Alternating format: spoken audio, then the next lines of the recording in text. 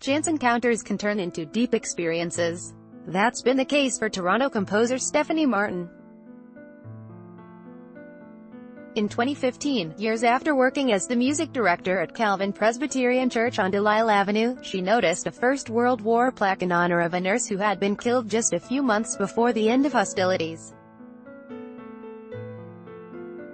The hospital ship Llandovery Castle was clearly marked, but that didn't save it from attack in the summer of 1918. Paul Wilson, she read up on the story of this nurse, who had devoted herself to caring for wounded soldiers and thought, wouldn't this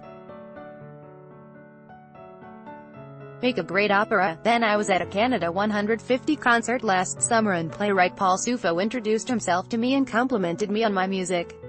Martin recalls, beside the gleaming black grand piano that dominates her living room, she had a flash of inspiration. I asked him if he had ever thought of writing a libretto for an opera. He said it had never occurred to him before. Article continued below. Martin, who had never composed an opera before either, knew she needed a seasoned playwright. Dialogue is the best way to build a character, she says. She told Sufo about the wartime tragedy, and Sufo, who had experience with historical drama, agreed to give it a try. Less than a year later, record time in the slow-moving world of opera creation, the Llandovery Castle is ready for its first audience at Calvin Presbyterian Church. On June 27, 100 years ago, less than 5 months before the end of the First World War, a German submarine torpedoed a Canadian hospital ship bound for Liverpool off the southern coast of Ireland. The submarine's captain thought the Llandovery Castle, clearly showing its Red Cross markings, was transporting troops and material. As the ship sank, he saw from the lifeboats that there really had been nurses and wounded soldiers on board. He decided to turn his U-boat's machine guns on these survivors so there wouldn't be any witnesses to his mistake. Fortunately, there were just enough survivors to tell the tale. The tragedy of the sinking of the Llandovery Castle became the subject of the world's first war crimes trials in Germany, in 1921. More immediately, the brutal loss of innocent lives helped spur the Canadian war effort in the crucial remaining weeks that ended the war. The Llandovery Castle has its world premiere on Tuesday and Wednesday, June 26 and 27, at Calvin Presbyterian Church. The producers are Toronto's Bicycle Opera Project, who have parked their two-wheeled overland vehicles this summer to focus on this nautical project. Article continued below. Martin's main persuasive tool is her music. Normally, a composer gets to work once the text is ready.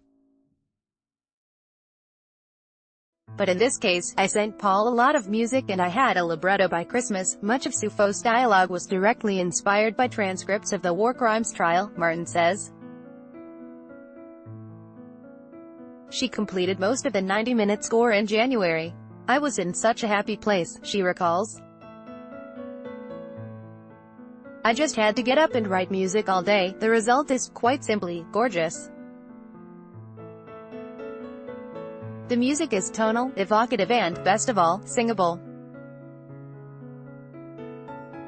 Bicycle Opera includes some of the city's finest young singers, along with the help of seasoned opera director Tom Diamond. The combination should ensure a compelling premiere. And not all of it is tragic.